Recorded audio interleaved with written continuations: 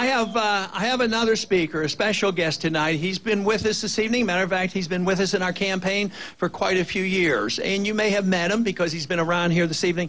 But I'd like him to come out and say a few words. He's been serving in the military for 10 years, and he's been overseas a lot. A lot of it was in Iraq and Afghanistan. And he was on TV tonight, and he didn't quite get to finish his statement. So I've asked him if he would come out and make his comments about why he supports our foreign policy, why he is fighting for the Constitution, and what he thinks we should do. But I would like to invite out now Jesse Thorsen to come out and say a few words to you. Thank you.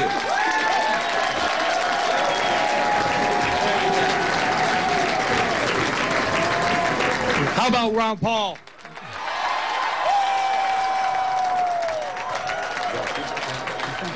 If there's any man out there that's had a vision for this country, it is definitely him. His foreign policy is by far, hands down, better than any candidates out there, and I'm sure you all know that.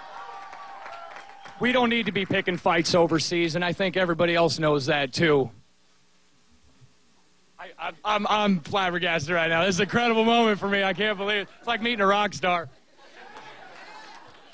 But you know what? We're going to go to New Hampshire. We're all going to get involved. We're going to keep getting online. We're going to keep talking to people. And we are going to make sure this man is the next president of the United States.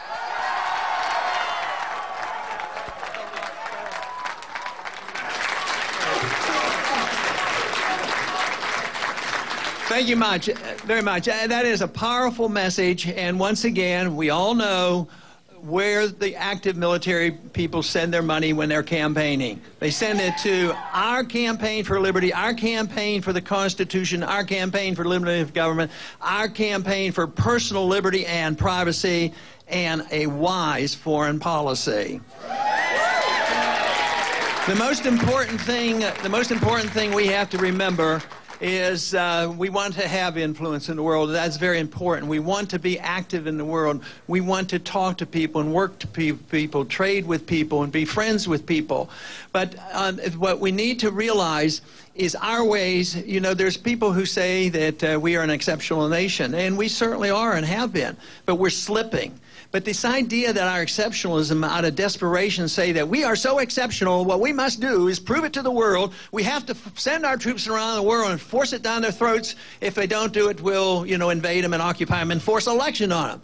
I'll tell you the best way to spread our message, and that is do our job at home.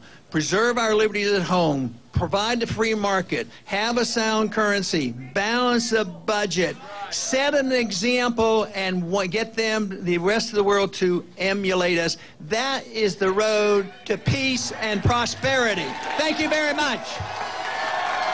Thank you. All right, so Ron Paul, you hear him speaking to his supporters there in Iowa. He has come in third, but not very far behind the top two, Rick Santorum and Mitt Romney. Let's take a look at how close this race is right now.